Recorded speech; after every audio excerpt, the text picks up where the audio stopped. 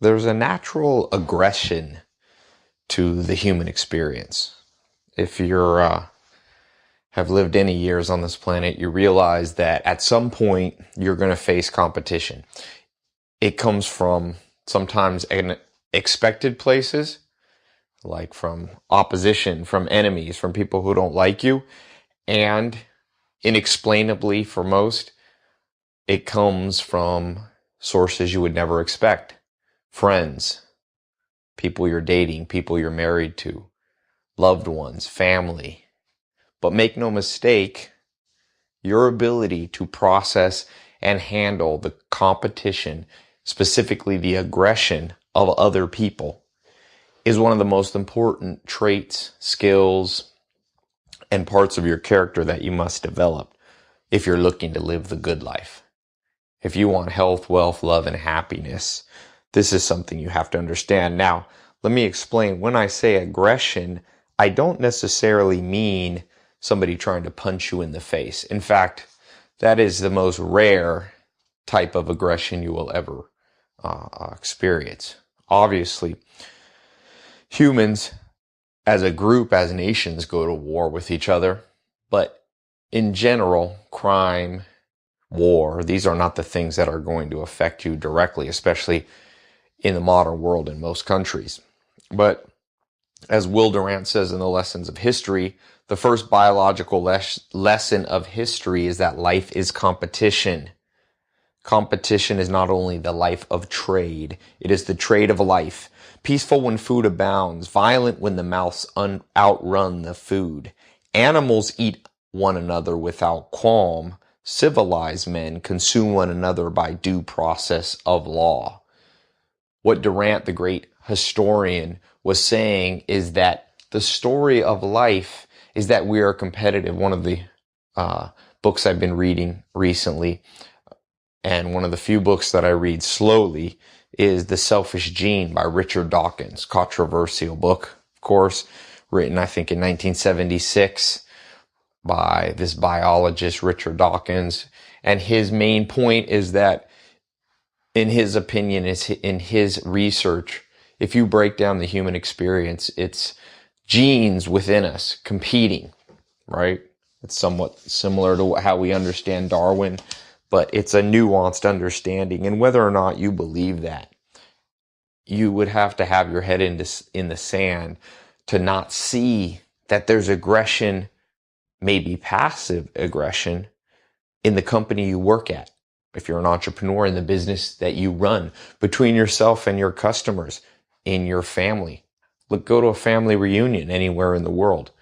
Do you not see sometimes brothers angry at brothers, parents angry at children, parents angry at each other, spouses not getting along, parents and children not getting along? This is the aggression that I'm talking about.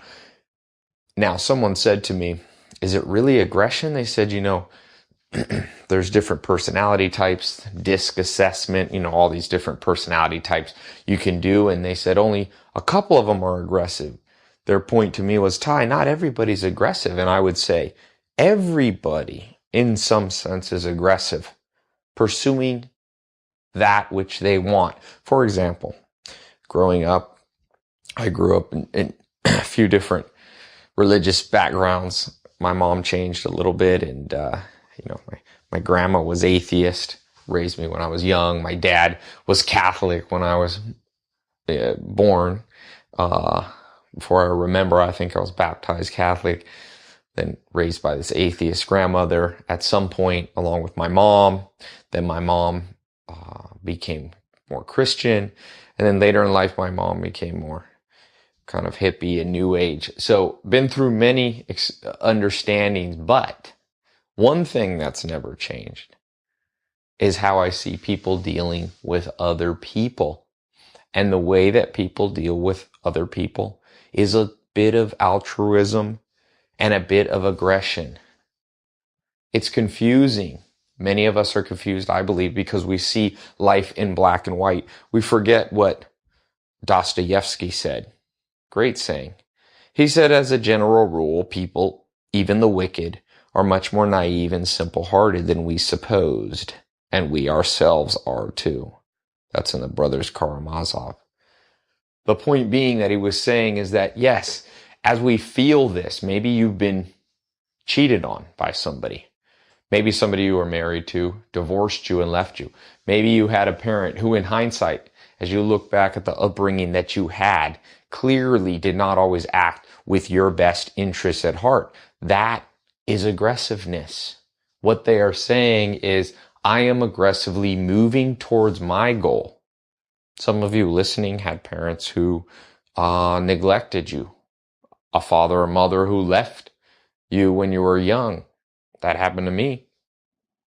And when I say aggression, the confusion is, what do you mean by that? Well, as simple as that person said, you know what?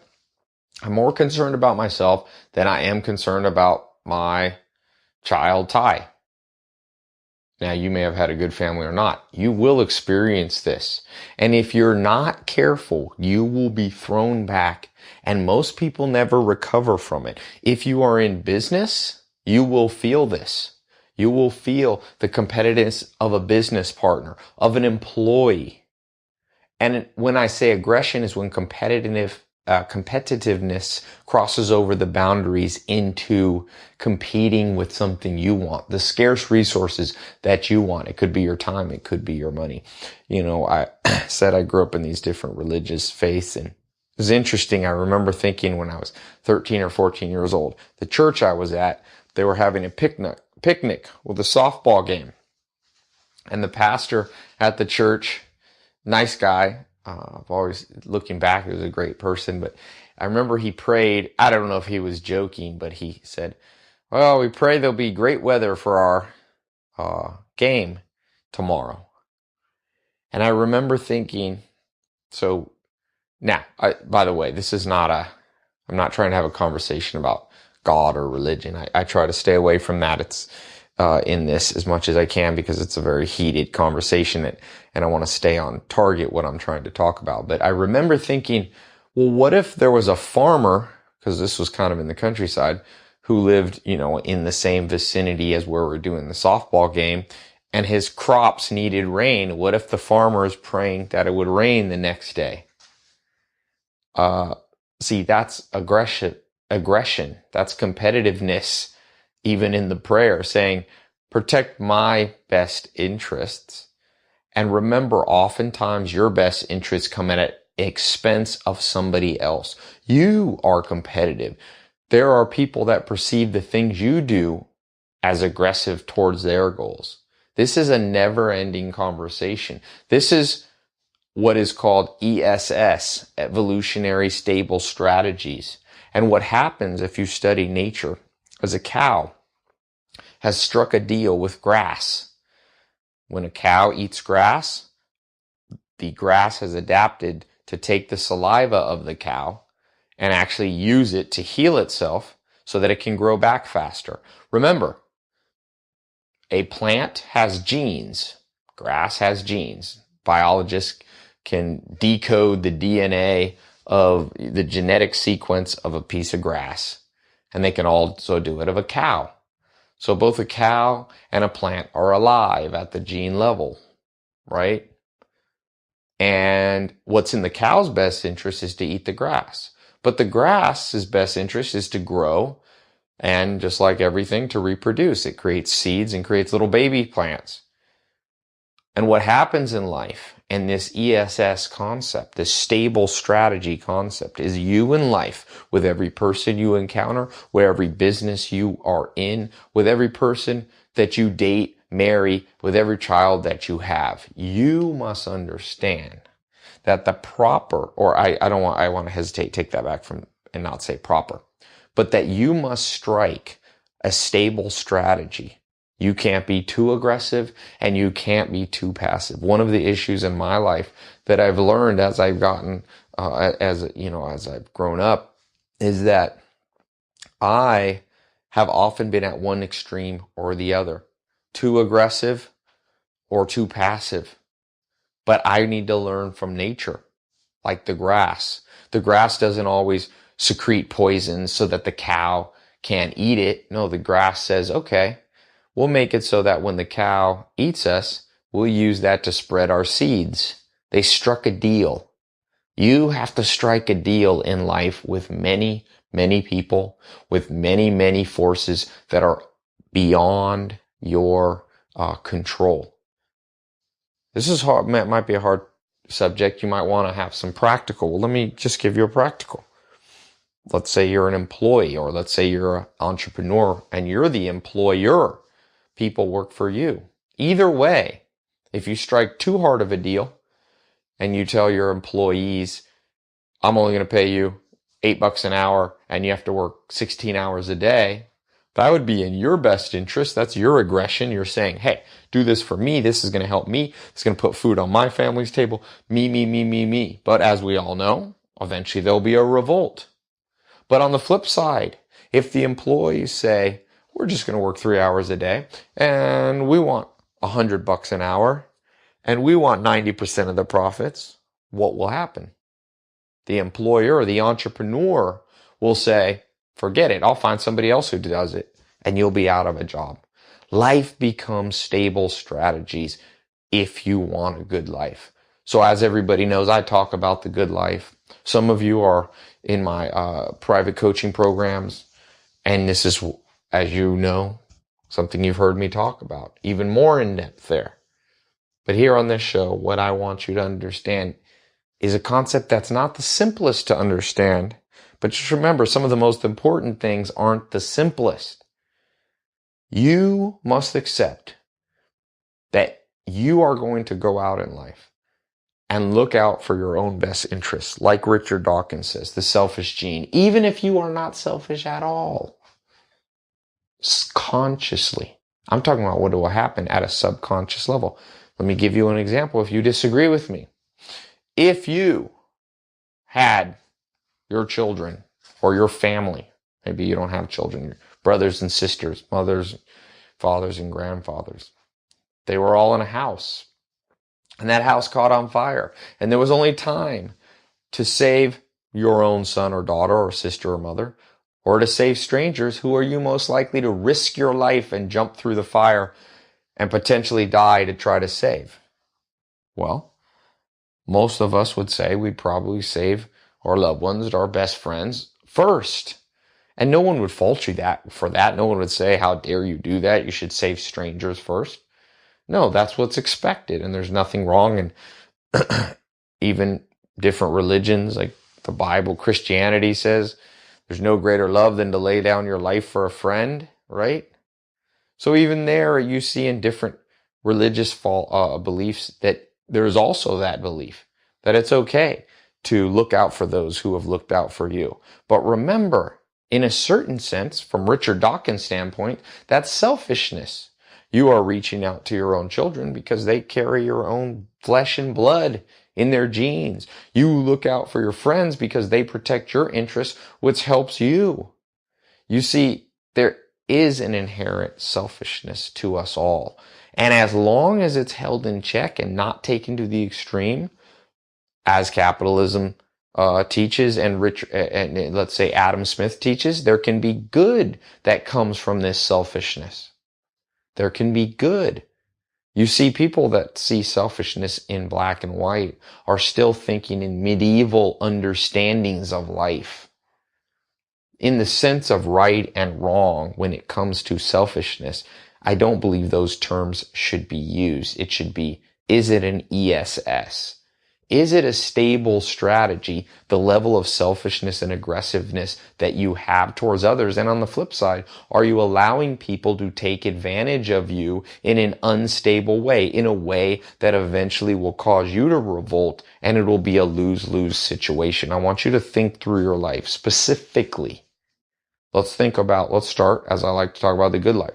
Talk about how you approach health, your health. Is it stable? Are you overworking out? Remember, ESS is relationship to your body. I was talking on the phone to Dr. Sharon Molam. He's the best-selling author of the book Inheritance. He's a medical doctor and specialist in genes and genetics. And he says, oftentimes as I talk to athletes, I see, or just people in general, I see two extremes. People who are not working out enough. They're not pushing their body. They're not being aggressive enough, because he says if you're aggressive enough and you exercise enough, what happens is you force your genes to go to work. They don't want to work. They want to conserve, he said, energy at the gene level. Producing enzymes, the catalysts that get everything going in your body, is very expensive. So your body's naturally a little bit lazy. That's why it's hard for people to diet and hard for people to exercise, because your body's revolting. And he says oftentimes people don't exercise enough at all. And we see that in countries like, here in the United States, where 60% of people are overweight or obese. But he says he sees also on the flip side, people are too aggressive to their body. They're running, he says, 28K marathons, and they're working out 6 times a week. And he says he can see it under a microscope at the genetic level. They are pushing the genes too aggressively. He said, you got to find the balance. And what Richard Dawkins would say is you have to find the ESS. And it's not even Richard Dawkins. This is kind of a common biological term that you'll find in textbooks. The whole goal of this show, by the way, is for me to you may not have time to read as much as I do. It's kind of what I do as an investor. And, I tried to follow Warren Buffett, who spends 8 hours a day reading. I don't quite spend 8 hours a day reading, but my goal is to bring you things that you might not have time to read. You might be a lot smarter than me, but you might be busy with other things. So what I've learned through these textbooks and from scientists is that everything is striking a deal. So I want you to think hard about your health. Have you struck too aggressive or not aggressive enough deal with your body? Right? Oversleeping can actually be unhealthy. And so can undersleeping. You can't be too aggressive either way. You see, different parts of your body win when you sleep. And so you're striking a deal with that kind of process that's going on in your body when you sleep. But yet we know, if you read the science, sometimes people who sleep too much don't necessarily live longer.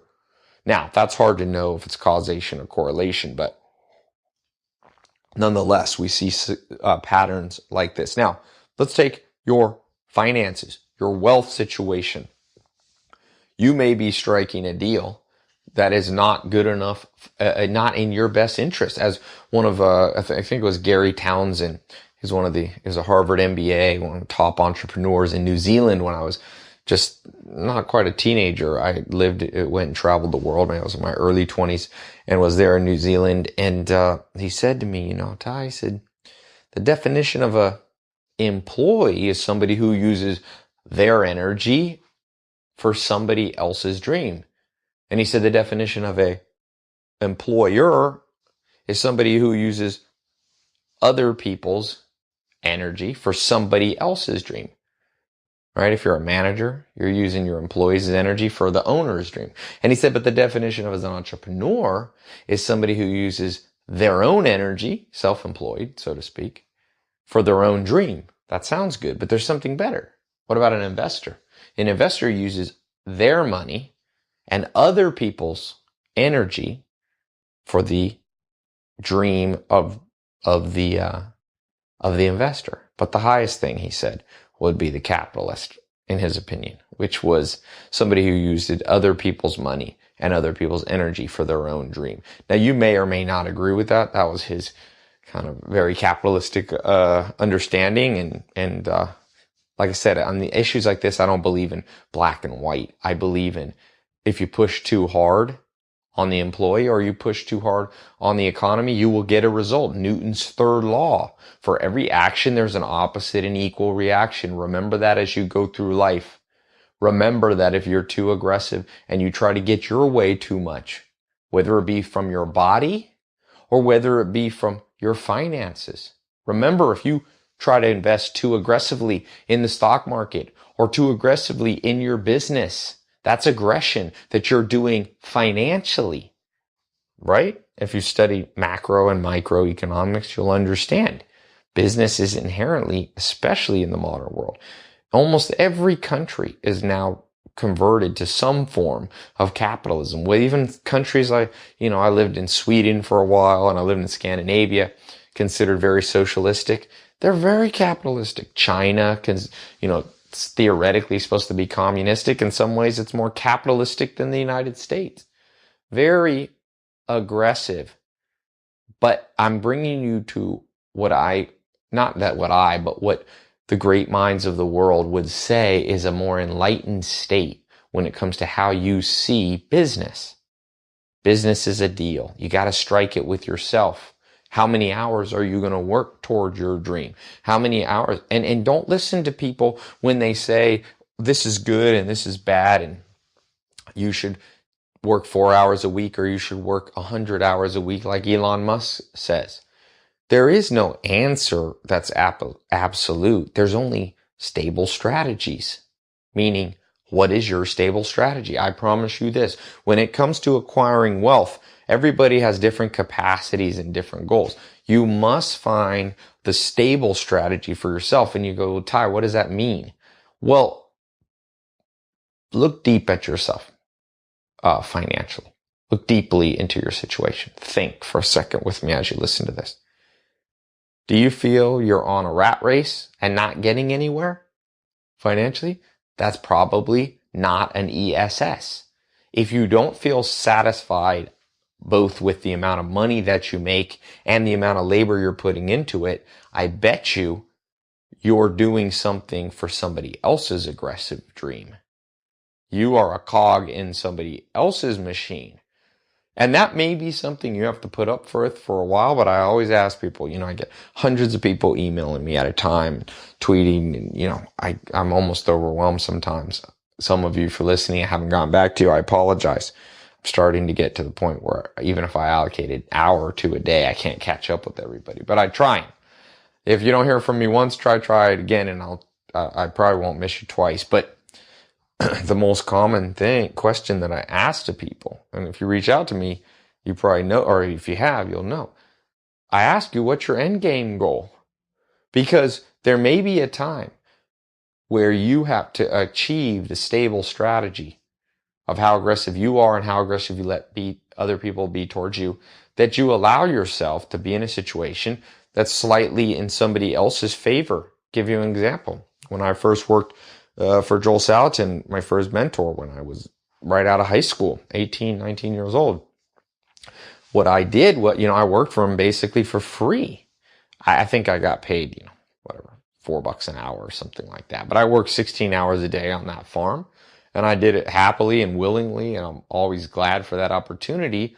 And it may have seen, if you looked at it only in the microcosm of that 1 year, it was I wasn't making a lot of money, but he wasn't exploiting me, because in the long run, the skills I was learning were going to be 100 times more valuable than that exact moment in time when I was only making $3 or $4 an hour. So understand that it's a teeter-totter. The evolutionary stable strategy, like I said, the cow with the grass. There's a time when the grass isn't growing well in the winter, and the grass is getting to rest, and the cow is getting skinny. It's living off the fat.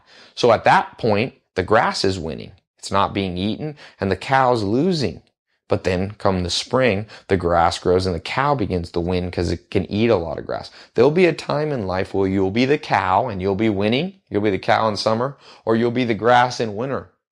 It's okay. That's why I ask people, what's your end game goal? People say, I hate the job that I'm doing now. And I say, well, as Joel Salatin used to tell me, a man or a woman can do anything as long as it's not forever.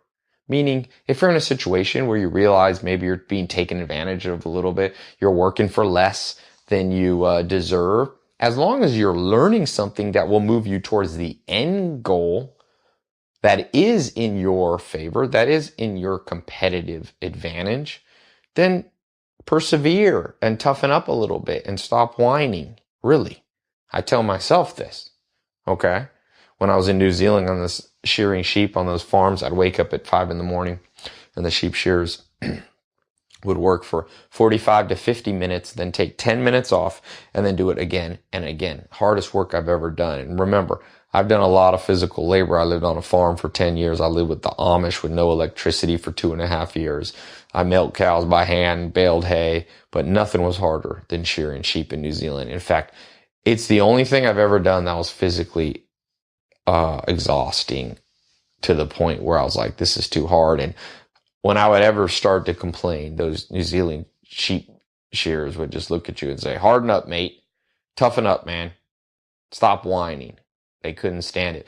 Coach Stewart was my one of my basketball coaches in high school, and he used to say, stop whining. In fact, I think years later somebody made a t-shirt that said stop whining. So if you're being taken advantage of and the aggression is from somebody else, but you see an end result that'll be in your advantage in the long term, then you strike a deal with it where you put up with it.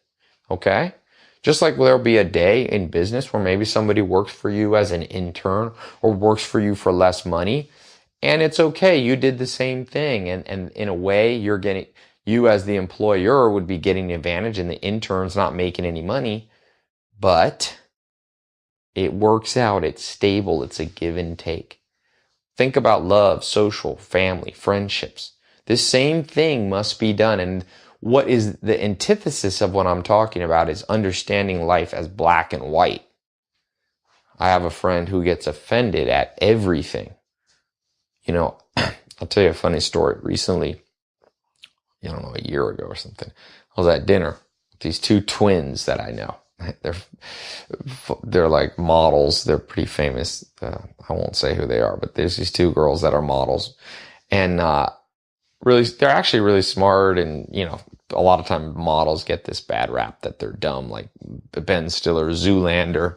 In fact, the other day, Ben Stiller lives up here on one of my streets in the Hollywood Hills here, and I was playing basketball, and he drove around and almost crashed into me with his white BMW and gave me the Zoolander face.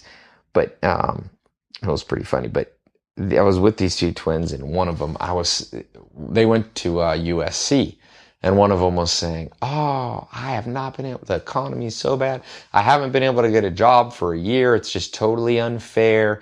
Everything, you know, that should be better. The government should fix it. And see, she was coming, not to make fun of her, not to call her out, but I'm just saying what I understand now is that she was understanding the world in a black and white, right? She was saying black and white, this is wrong.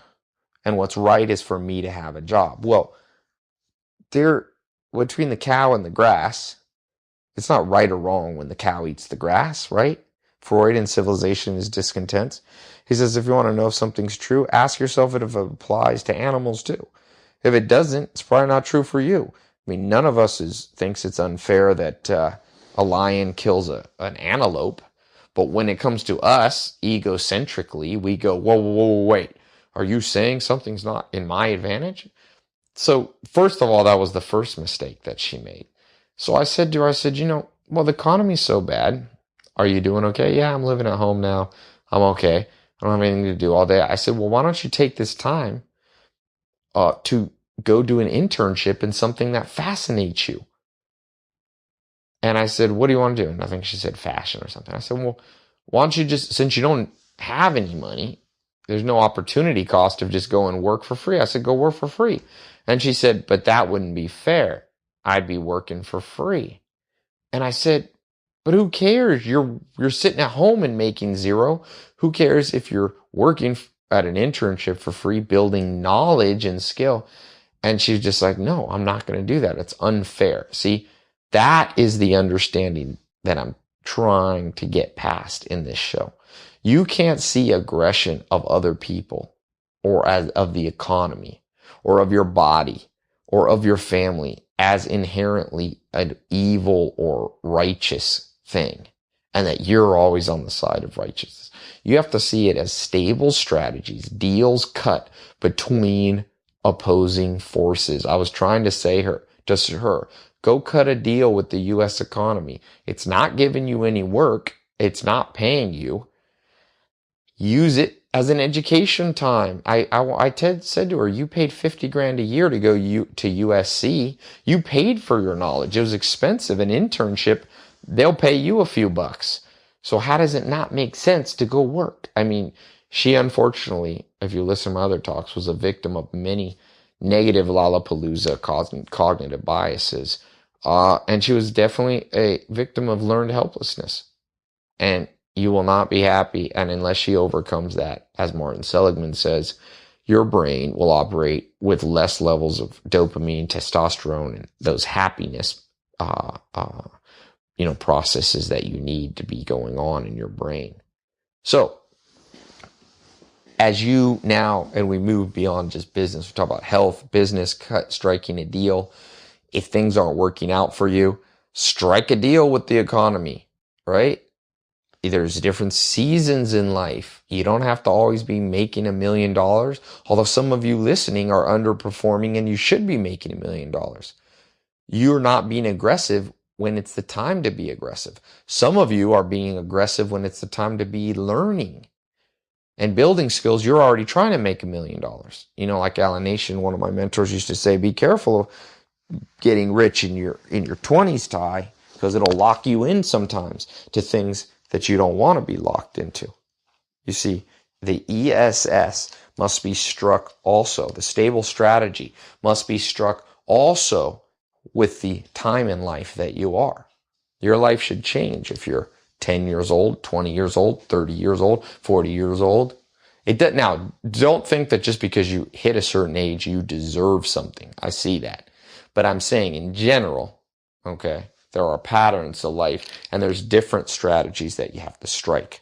When you're younger, you're definitely striking one where you're going to be putting in sweat equity, meaning you're putting in work in exchange for knowledge in your brain. And we know this, that your brain's built under 25 to learn much easier. That's why you can learn a language when you're 5. So when you're 5, the strategy you got to be striking with the world and the aggressiveness of the world, the selfishness of the world, by the way. You can substitute whenever I say aggressiveness with selfishness, right? They go hand in hand. So the world's selfish, doesn't really care about you when you're 5. But if you are a kid, most places in the world, it'll give you an education for free. All you have to do is pay attention. Now, in some sense, and you hear this a lot, that there's a conspiracy in education and they're just trying to create, drones and employee mentality. Well, it's probably true. As I think Sir Ken Robinson in his, I think the most watched TED Talk on YouTube ever, he talks about what's wrong with our education. Actually, it wasn't Sir Ken Robinson. It's this other guy. I think he's from India. I forget his name now, but he was talking about the education system was formed by the British, the modern education system, in the 1800s when they were building all these colonies in England and Africa and around the world, and they wanted kind of bureaucrats. They needed bean counters. So they created reading, writing, handwriting, arithmetic, these things that benefited the British Empire, but they didn't necessarily benefit the people who were having to sit there and be bean counters. And our modern education system kind of prepares you for this life where you just fit into a bureaucratic job. And that's not necessarily built to make you happy at all or to make you feel fulfilled. Now, that is a stable strategy that may or may not work for you.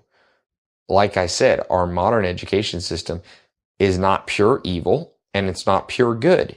It's a stable strategy that they've tried to strike. I think there's a better stable strategy, and never forget, there's some stable strategies that are better than others. But the modern education system is neither evil nor good. It's built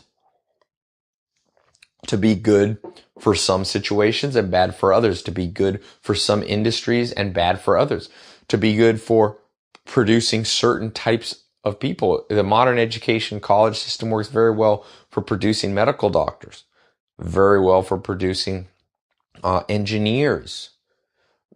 Maybe, I don't know, you could argue it doesn't necessarily produce always the best entrepreneurs. There's many entrepreneurs who are college dropouts, right? But for certain things, certainly, modern education system works. It's aggressive in accomplishing its goals.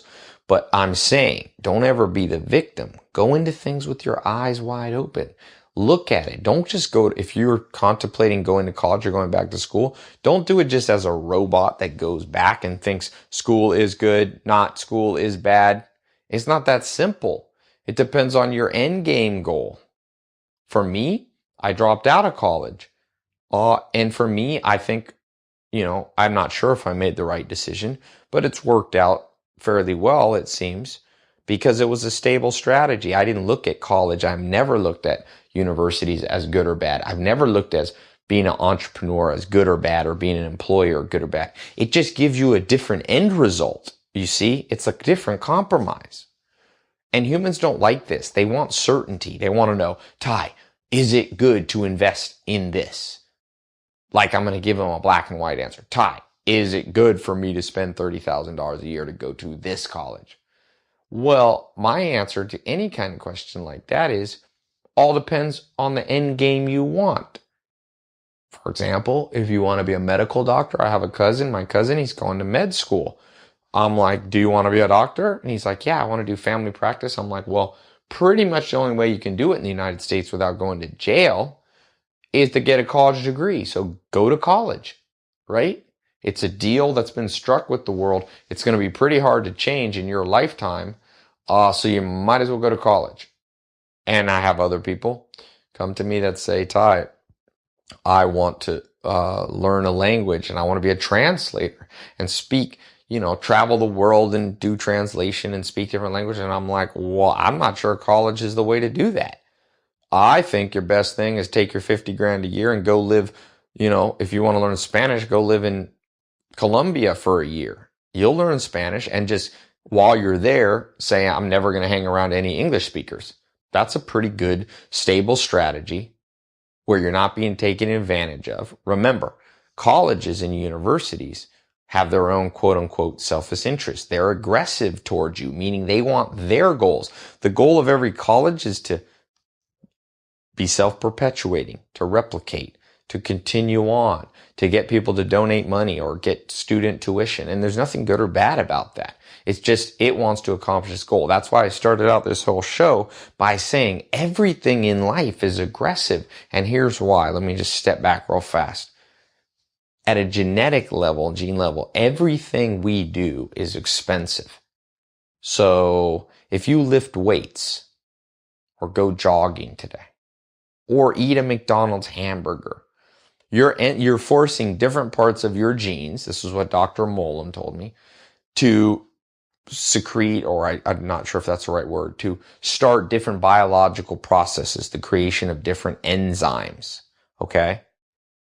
So for example, if you go jogging on concrete or just jogging in general, it's kind of, you're jolting your skeletal system, and you have parts of you have these processes called osteoclasts and osteoblasts. One of them breaks down your skeleton and one of them rebuilds it again. So if you're jumping around playing basketball versus just sitting in a cubicle in an office, if you sit in a cubicle in an office, your genes say, okay, there's nothing aggressive happening here exercise wise. We're going to lay back and go to sleep, and your skeleton weakens. That's why older people oftentimes, break a hip and things. Part of that's obviously the aging process, but partly as they exercise less, their body does not break down and rebuild the skeleton system stronger and stronger. In the same way, this is this natural genetic tendency to have to be forced into action A or action B lays the groundwork for aggression in every area in life, in business, in your relationship to a man or a woman, in your relationship towards your children. Your children have 100% of their own genes. They're 100% interested in their own self-interest, just like you. As a parent, sometimes parents are forced to make very hard decisions. And in general, they make decisions that are somewhat aggressive. Just think of this. Throughout the United States and around the world, there's many women or many men that are single parents, and they have to make the decision. Do I remarry? Knowing that remarrying bringing a stepdad or a step mom into the family may or may not be in my child's best interest. A step parent is much more likely to mistreat a kid that's not their own. But that parent has to go, okay, is it in my best interest to get married again, have more kids, be happy, back in a relationship? Or Do I do what's 100% in my kid's best interest, which is, and I'm obviously generalizing. Okay? This is not a psychological, I'm not having I'm not a trained psychologist to say exactly what's the right thing to do, but I am telling you this, and I do know this is correct from all the, agreed upon by evolutionary biologists, sociologists. We are always in a give and take situation. And so wisdom is where you find the answers to the aggression that you're going to experience in life. You're going to look back at your life and see where maybe your parents, maybe your brothers, maybe your sisters, maybe your business partners began to be a little bit unfair, to do things that was repeatedly in their best interest at your expense. Remember, they might not be trying to be aggressive to you. It might just be happening, and you got to learn to cope with it. You can't just be bitter, or you can't just be a pushover. You won't make it.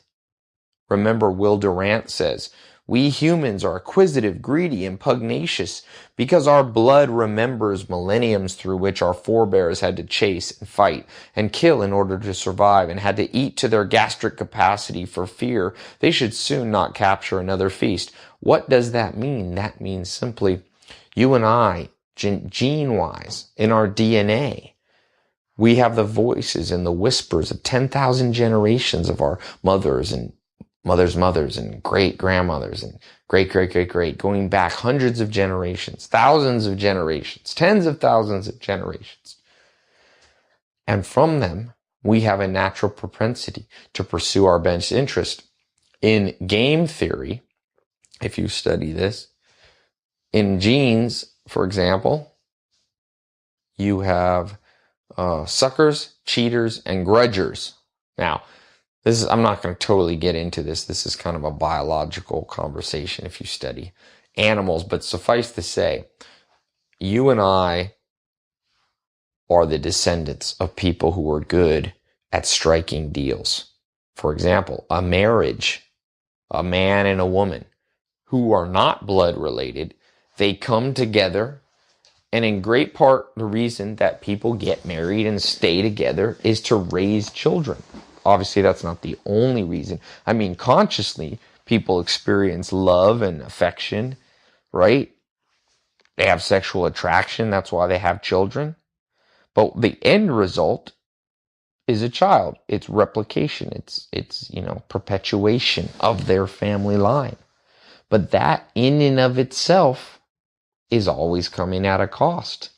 Maybe you've experienced where you're part of a big family and one sibling, your brother or sister, got more attention, got more money from the family, got more investment, and you may feel that's unfair. Well, unfair is the wrong way to understand it.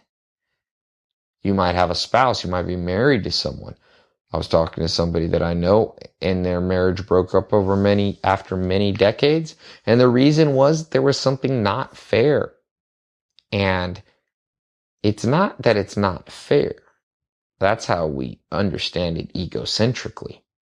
The truth about it, it was something that was to one person's advantage at the expense of others.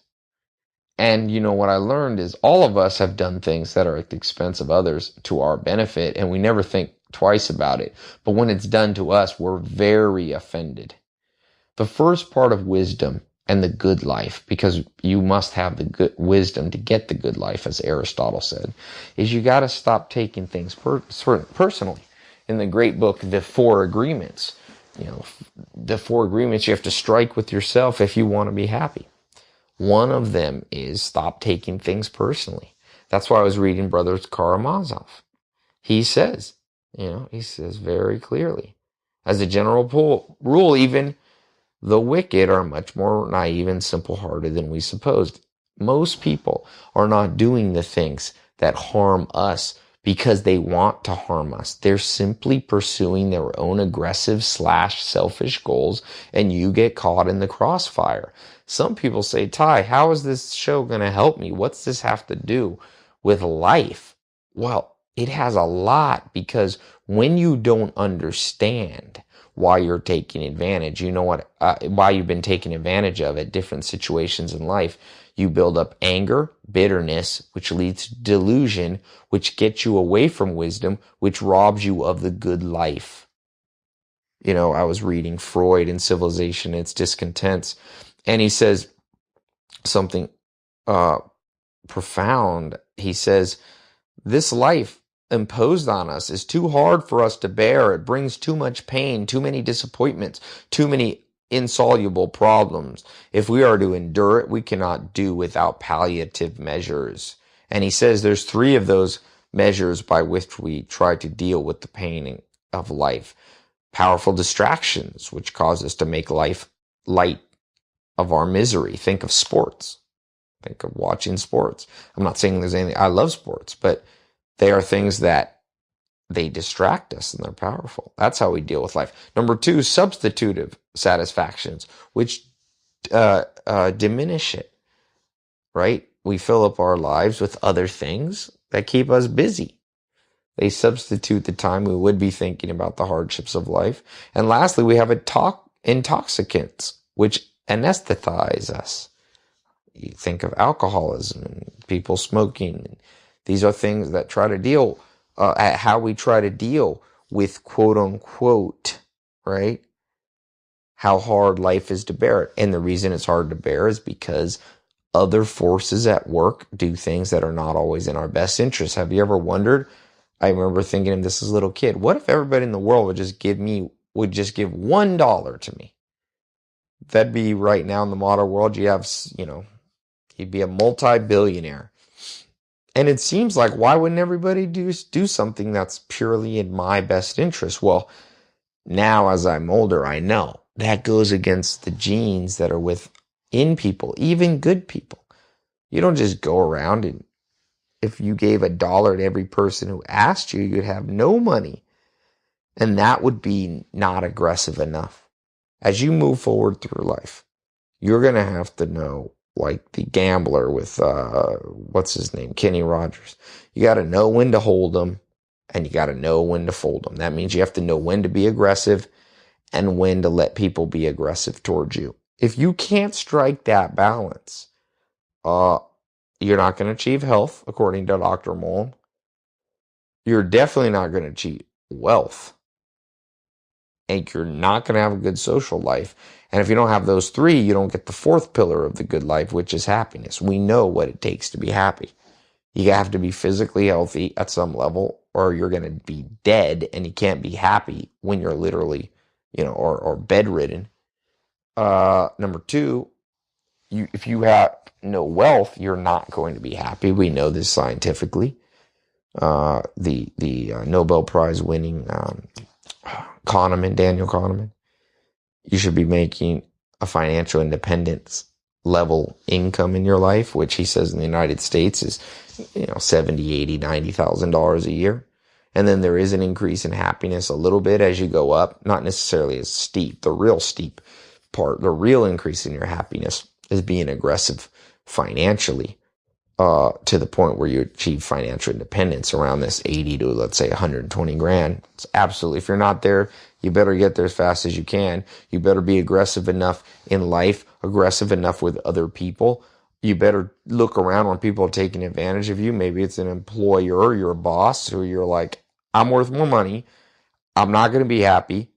I've got the skills. I put in the hour. Or maybe you do deserve more, but you don't deserve it yet because you've got to educate yourself more. Maybe you're not good enough to get a raise. Whatever you have to do, you better aggressively pursue that. And when it comes to love, I'm an investor in different businesses, started different businesses, and we've all been lied to about love because Hollywood is out to make money. Trust me. The big movie producers in the world show up at my house. I know them personally. And when they make movies, they're aggressive. They're going to make a plot and a storyline that makes them money because they have investors behind them who are aggressive and saying, we want our own selfish best interests appeased, or, we want to fulfill what we need to fulfill. And so they're going to make a movie when it comes to love. They're going to tell you a story that you're going to be walking to Starbucks if you're single, and you're going to, look over across the room and there's going to be the love of your life. And sometimes that does happen. But when you leave your love life just to fate, you're probably going to get in trouble. You must pursue this, and you must have some level of aggressiveness. If you're already in a relationship with somebody, married or dating, we know. You can read this. We recently interviewed Dr. John Gray, who wrote Men Are From Mars, Women From Venus. What makes happy relationships last? Well, it's people who aggressively take the time to sometimes pursue other people's best interest, the person they're dating or married to, but yet at times draw the line in the sand and say, hey, I need my needs met too. I haven't had a break. I've been doing the dishes every day for a year. You must strike the ESS there. My goal from this show and why I'm talking about this is so many of us are just jumping from the left to the right. Remember, you're driving a car sometimes and you're driving and you kind of fall asleep and you feel yourself, you wake up when you're driving a little bit to the right off the shoulder of the road. And if you're not careful, you'll spin the wheel too far to the left and you'll hit head-on traffic and you'll be dead. See, most of us are either too far on the right, bump, bump, bump, bump, bump, on the side of the road, almost going to crash into the guardrail, or we freak out and just go to the left side and we're hit head on by a Mack truck. My point of this show is this specific episode of this show is you begin to say, life's not always black and white. I mean, sure, some things are black and white. There's some gross injustices in the world that we pretty much all agree are black and white, but it's not necessarily black and white that somebody that you work for wants you to work an extra hour. It's not that they're trying to get you. They're trying to move forward with whatever project and business and income level they want to achieve. And sometimes it's okay for you to go along with it.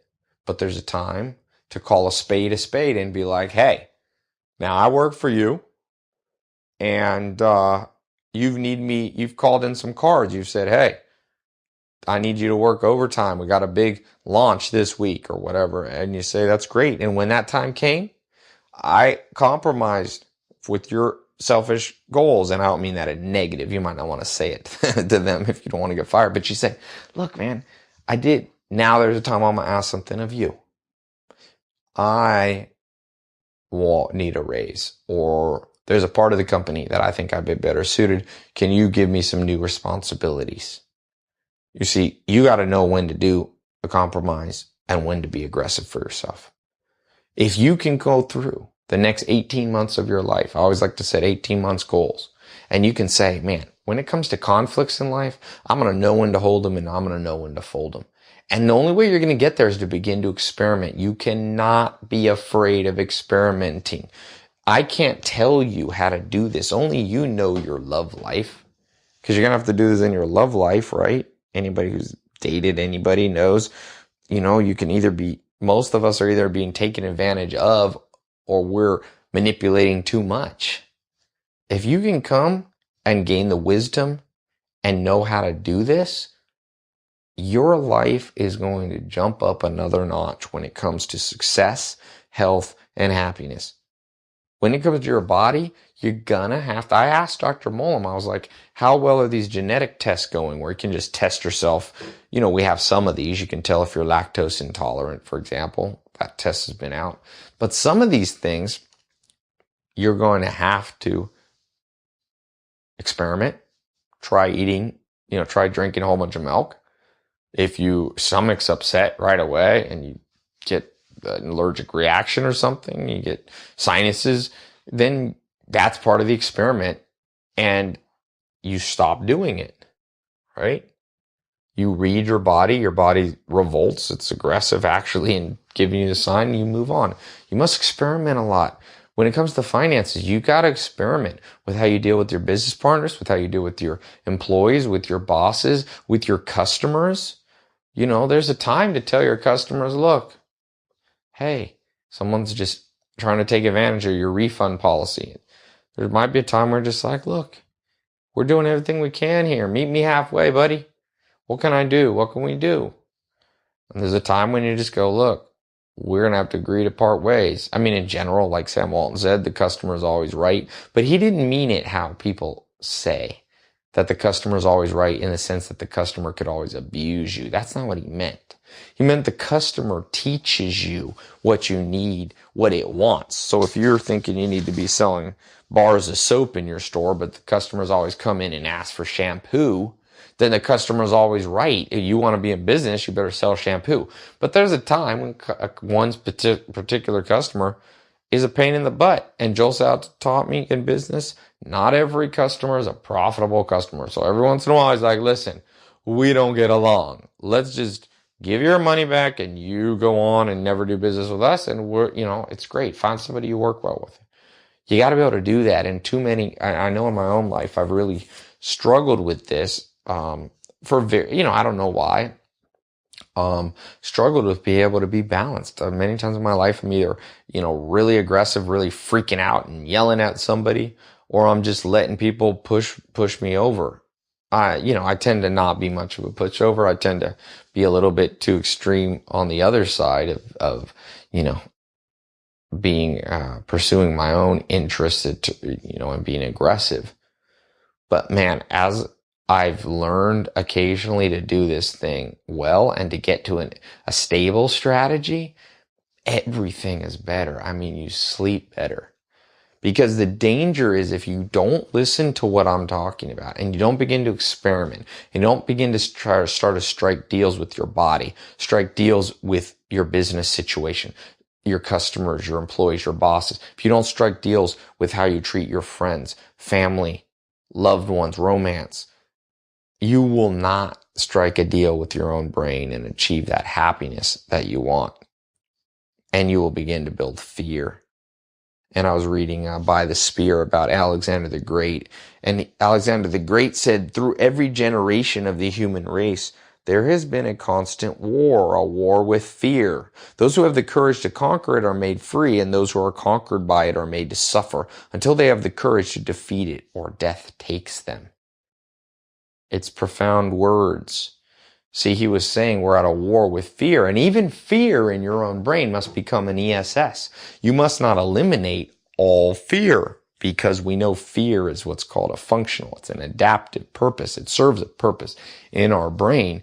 You can't be someone that sees the world always black and white like a little baby that sees, Santa Claus is good and Bugs Bunny is good. And when you're little, you always ask, who's the good guy and who's the bad guy? And in a good movie, there is no clear good guy or bad guy. Of course, a little Hollywood flick where they're trying to make money and sell lots of tickets. They like to be like, here's the good guy dressed in white and here's the bad guy dressed all in black. But that's an elementary, childish understanding. As you get older, you go, it's not about that. And with fear, don't ever listen to someone who says, have no fear, no fear. Do whatever you want in life. That person will be dead pretty soon. They'll put their hand on the stove one too many times. They got bit by a dog when they're 5 and there's a Rottweiler and they'll just, I have no fear. Well, that Rottweiler will eat you up. My neighbor has a Rottweiler. I'm like, God help me if that thing ever gets off its leash. So a little bit of fear is okay. You're going to have to strike an ESS stable strategy with your own fears.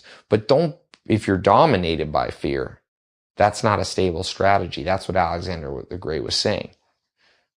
Right? And you got to strike one with being courageous. You need courage. I tend to find in the modern world, most people I encounter do not have a stable strategy, and their stable strategy is much too fearful. Remember, in the modern world, you have less to fear. If you're not an entrepreneur and you really have always wanted to, the odds of you going broke and being homeless and starving to death and your family dying is very low. It happened in the Middle Ages or something, BC, if you didn't eat or if you were a caveman or something. But we tend to be so afraid now when really logically there's less need. So I think the ESS most of us can strike now in the modern world is more on the side of being bold, but yet keeping enough fear to understand that there's forces that can come back and bite you in the butt if you're not careful. All right? So at everything, I want you to start thinking about life. I want you to start removing the black and whites of good or bad. Now, let me be clear. I'm not saying you need to be a full, complete relativism about right and wrong. I'm not saying that it's okay to, kill people and stuff like that. I hope everybody understands that you don't need an ESS about, taking advantage of people and things like that. But yeah, just remember, even there with killing people, I think most people would agree, unless you're an extreme pacifist. If you are, I respect that. The Amish were pacifists, but most of us, if you were in a situation where your loved one, your wife, your husband, your child, your mother, brother, sister, you were in your house and there was a robber coming in and they were deranged and on drugs and they were going to kill you and you had the means to kill them first, you would, right? You would say, hey, look, in this situation, you're trying to take advantage of me, and the stable strategy is for me to strike first. And I don't think any of us would say that's right or wrong. Again, I'm not here, this is not a conversation today about moral relativism and there is good or bad. I think most of us would agree there is good and there is bad. I think most of us would agree that Adolf Hitler was bad. I was reading the story of Michael Jordan in Roland Lazenby's the Michael Jordan, The Life, and it's a great story, but it's a sad story, a story of Michael Jordan and a young boy who, like the Make-A-Wish Foundation, had made his wish that he would be able to be with Michael Jordan. And he had his face burned off by his own crazy father, this little kid. So I think we'd all agree that there is no excuse for that to ever happen by a father, and that is the definition of evil. Okay? At least that's how I see it. You maybe could have some crazy argument about moral relativism or the dad, but I just think we don't have to take this to extremes. I'm not asking you to excuse evil in the world. I'm saying on the gray areas of life. Like I said, back when that pastor was praying about having the sunshine, but yet there could be a farmer down the road wanting rain for his crops. That's an example. There's not like good or bad. It's not like the pastor was bad for wanting the rain to fall. I mean, the sun to shine, or the farmer want the rain. So there's the gray areas, and then I think there's black and white. By the way, little side note on that Michael Jordan story. I know people that sometimes don't like Michael Jordan, or have little things to say about him, but it's a great story. This kid who had his face burned off and I think was going to die and had made a wish he would be able to spend time with Michael Jordan. And Michael Jordan was at his peak of his career, and the kid was just so happy. And the other Chicago Bulls basketball players said just looking at this kid made them cry, and they couldn't hardly handle being around him. They wanted to make the kid feel good, but it was so overwhelming to see a kid with his face burned off.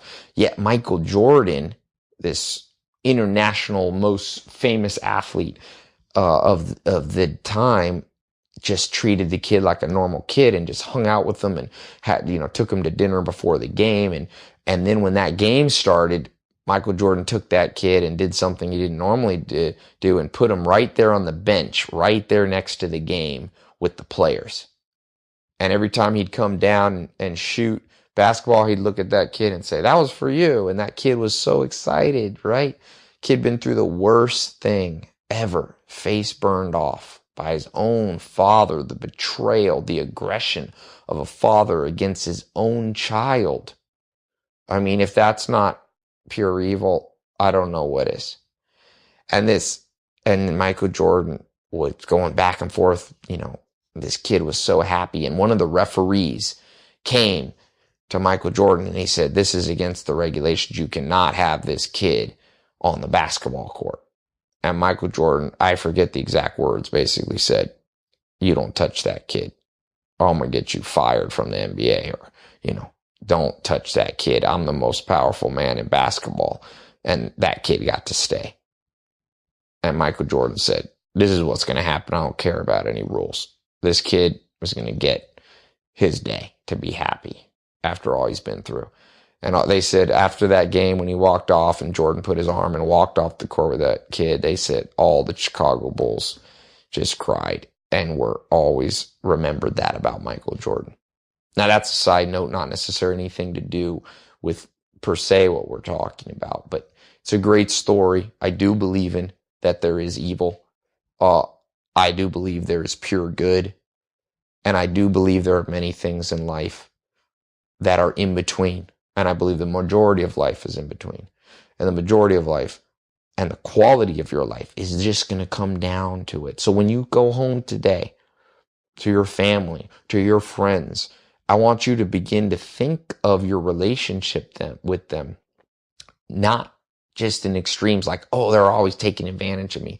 Start thinking. Like Monger says, you have to be able, before you can argue one position, you have to be able to argue the other position better than you can argue your own. So argue the other sides. Maybe your wife, husband, girlfriend, boyfriend, child has been annoying you. And you got to ask yourself, well, maybe it's not a stable strategy. Maybe I'm asking too much for them and I'm not giving enough. And maybe there's an increase in friction because of that. Argue their side. Now, there is a time when I think you're not getting along because another person's being a pain in the butt and it's not your fault. And that's when you put your foot down and you put a line, you look them face to face, say, we need to have a talk after dinner. And you say, listen here, let me explain something. I want to hear your side, but I want to explain my side. You are taking advantage of me too aggressively.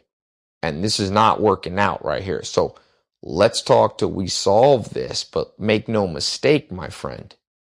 This is going to get solved here. Don't be a pushover. Don't be spineless. Stand up for what is right, but also understand, be stable and don't be black and white there. Understand you might not have perfect vision and understanding of the situation. You might be biased. So give them their chance to put their foot in the ground, their stake in the ground, and listen to them. In business, it's the same way. And with your body, it's the same way. It's all about compromise at many levels. It's all about compromise. Newton's third law. Every action has an opposite and equal reaction. You can put your foot down too hard and they just leave and you'll be alone. And sometimes that's okay. Sometimes you have to be alone. Okay? But sometimes you can work it out. It can work out fine. It can work out fine. I know this show has been, fairly complicated one, but this is one you're going to have to think about. And let me just say as a side note to this, your life and the quality of your life is going to be not just about some specifics like we talked about, like if you can deal with the aggression of the world and selfishness of other people and the selfishness of the economy by creating a stable strategy, a compromise strategy. But you're going to have to be able to think. You're going to have to be able to think. People try to put their finger on success of this person, that person. Oh, Bill Gates got lucky and Steve Jobs, this person inherited their money. I'm telling you, I've built my life where I get great opportunities to meet the greatest people in the world. People that, are the smartest people that are, 10 times smarter than me, people that are 10 times more successful than me. And I see a pattern. They're all thinking. They're all reading. They're all learning. Interesting. Alexander the Great and By the Spear. He had books sent to him wherever he traveled. Those of you who know my TED Talk about how I read a book a day. Those of you in the inner circle, so those of you who are in my boot camp, business boot camp, you guys are reading, you're downloading knowledge. The stuff that I talked about in this today's session, talk. Some of you who are newbies to what I'm talking about are like, wow, what is this guy even talking about? But those of you who are beginning to download knowledge, the experience, the wisdom of the world's top people into your brain, this is going to be making sense. And you're going to back off the kind of black and white on certain things, and you're going to go, oh, that's what Isaac Newton meant by the third law. I got to find that place where there's not an opposite and equal reaction that I don't like. You can do this. Now, when it comes to business, if you've been to my website, tylopez.com, if you're already advanced in business, check out my inner circle. that is very important. There's a little application you can do. We talk and we kind of review people. We go into, on these shows that I give away free, those are kind of like samples of me talking and what I believe, although they're not really just samples. They're definitely full thoughts, hour-long things. If you want to know specifically how this applies to you in business to make money, if you're a newbie, you can go to my site, tylopez.com, and see the business boot camp that I have. The first 3 belts, white, yellow, blue, to get you started. It gets you to, 6-figure, 7-figure business. And then those of you who can join the inner circle who want to push beyond $1 million businesses. Okay. Or you might already be there and want to keep going up the chain. I've got the purple, brown, black, and now the red belt. If you happen to own a corporation, a very large one, and you want me to come in, I do consulting. Again, for those of you who don't know, I'm an investor. It's my main business, but I do consulting. And but you have to have so I said I've got for beginners, I've got the business boot camp. If you're listening to this, for those of you who are want to get to or are at the 7-figure level, I have the inner circle. For those of you who are I've got a lot of people listening that are, huge businesses, 50 million, 100 million. I have this red belt consulting that I do. That's generally for larger companies. And that's, I think I'm one of the, that's like $1 million consulting thing. Now don't worry. That's only for people that are making 100 million plus. But for those of you who are at other levels, there's things, for everybody there. There's things that are free that I do. But these sophisticated strategies that I'm talking about, 99% of the world doesn't know what we're talking about. How many people have you ever met that knows what an ESS is? You're learning things that give you insight that most people don't have. Like I love to talk about Plato, the Republic.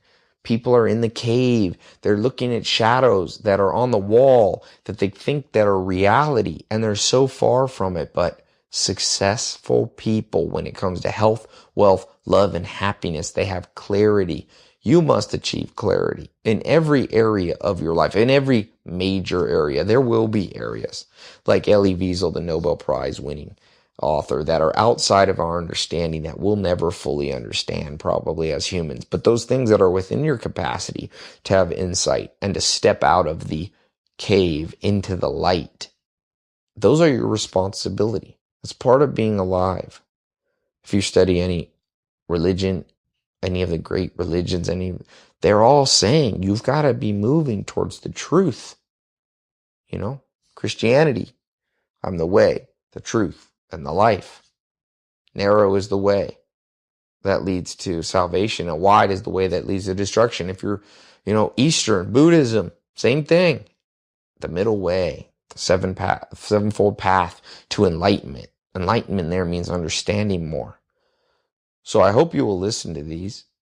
I hope some of you will go beyond just the free things I do. And I don't say this just because I'm a salesman or something. I'm not. This is not the large part of my income, but it's important that you invest in your brain financially. As the teacher said, as the spiritual teacher said, where your money is, where your treasure is, that's where your heart will be also. Commit to spend money on things. I don't care how you do it. Go to my website, look at the recommended books, and there's links to Amazon. Buy books. Lots of them. Lots of them. I want you to overspend. I want you at the end of the year not to look at your, gas budget and go, "Ooh, we spent too much money on gas." Ride a bike. It's free and you get healthier. If you could ride a bike to work, ride a bike to work. My brother, I live in the Hollywood Hills. He lives down in the flat part of Hollywood. I've been drilling this philosophy into him. He lives on $250 a month. Everyone says Hollywood's expensive. I'm like, don't listen to them, Ben, and he's toughened up. Now, not everybody can do that, but he sleeps on somebody's couch and he walks up the hill every day, and he's a lean, mean machine and becomes strong from doing that. And I told him, you take all your money and you invest it in your brain. I want you to be surprised at the end of the year how much you spent on seminars and conferences and traveling and mentors and books and online programs and offline programs and everything you can do. This is the only way. I'm telling you, look around you, read the books, what made people great. They spent a lot on learning. There's no dumb, successful people I've ever met. I didn't say everybody has 170 IQ. There's no people that are unenlightened that are successful. Now, nobody has perfect enlightenment. I'm not just saying that every person who's wealthy or every person who's in great shape is just this absolute genius. But you'd be surprised. You'd be surprised. I remember last year at one of the Lakers, Ron Artest, Meta World Peace. He had a birthday with my friend, and we went to a little restaurant, and you would think, oh, he's just this partying guy. No, he was like eating salads and eating well and all disciplined in how he was. And it was his birthday. And I was thinking, see, guys at the top, women at the top, they earn it. You have to earn it. No entitlement. Part of the ESS, the stable strategy, is that your aggression must also be put towards your own brain. So, find something to go into. Go to a Tony Robbins seminar. Go to whatever. Don't be afraid. People are always like, oh, these scams. I'm like, who cares? Really? You know what's a real scam? The stuff you already do spend your money on. The food system in America. That's pretty close to a scam. Read the ingredients on the food you're eating. There are people scamming you. Trust me. They could put high quality ingredients, but they put artificial, corn syrup into it. I get really bothered by this, as you can tell, because it's such low-level understanding of the world. Stop worrying about being ripped off for education. I'd rather you get ripped off and occasionally buy a course that you spend $500 and it only delivers $400 worth of value. That's a heck of a lot better than $500 in gas in a few months, or $500 on a car you didn't need, or $500 on couple pair of shoes and a couple pair of jeans and a year's worth of junk food, potato chips, all those things that end up harming you. Double down on your education budget. If you don't know what to invest your money on, you can, if you want to invest in some stuff, start by something that I don't make any money on. So this is not self-serving. Trust me. People sometimes, think, are all suspicious. You might be one of those people that like to suspiciously think, oh, everybody's out to try to get my money. I'm not. I spent $32,000 on Amazon last year buying books. Anytime you're in my house, you can see the hundreds and hundreds and thousands of books that are laying all over my house. I spend my money on those. I put my money where my mouth is. I've spent millions of dollars educating myself. And it's every penny of it was worth it. So, to get what you want, you have to deserve what you want. The world's not yet a crazy enough place to reward a whole bunch of undeserving people.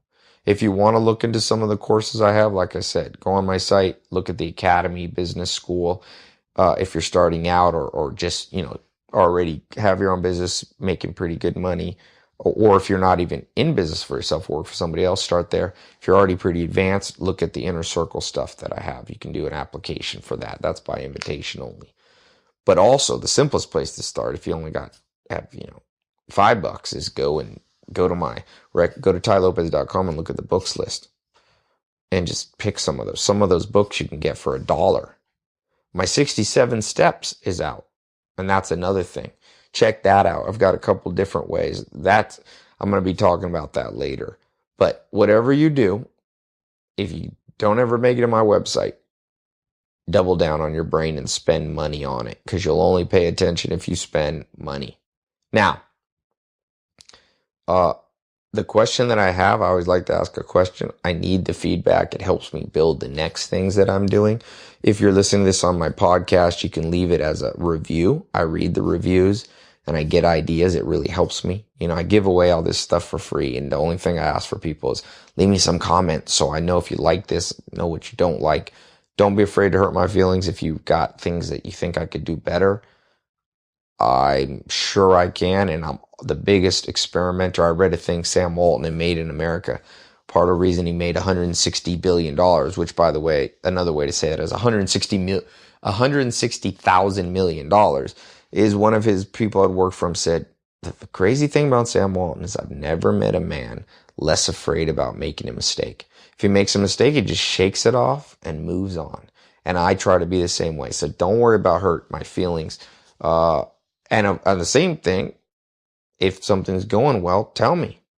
Right? I've been very happy, to see so many 5-star reviews, and I hope I can keep that up. But give me the feedback. If you're listening to this in YouTube, give me feedback here in comments. I answer the comments. If you're watching this on my website, leave a comment. And the question I have to you is, what area specifically, what are the specific areas you're imbalanced and have been looking at it too black and white and have not said, you know what? Let me compromise here.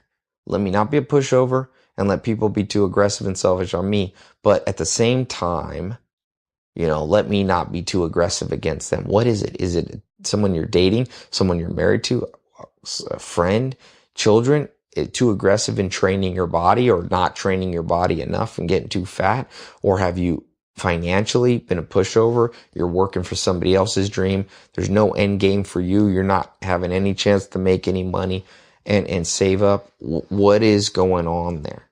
Show me and tell me what that is and what you can do different. Be as practical as can. Be as specific as you're okay with. You can also answer this on Twitter at Ty Lopez. I've got a big Twitter following, almost 160,000 of you. Thank you. Instagram, Ty Lopez 1. And also I'm on LinkedIn. And if you happen to be driving, you can always email me at ty@tylopez.com. So thanks so much. Remember what Alexander the Great said. Don't ignore what I'm saying, or the fear will build up to too high a level, and you will not conquer the goals that you have in life. And if you don't conquer those goals and you don't achieve them, there's no happiness. There's only artificial happiness. You don't want to be like Freud says, where you're trying to cover up the stress of life with palliative measures, with covering them up like makeup, like they're blemishes. You want to eliminate the blemishes so you don't need the makeup, so you don't need the drugs, so you don't need the distraction, because your life is a good life. All right. Thanks so much. Talk to you soon.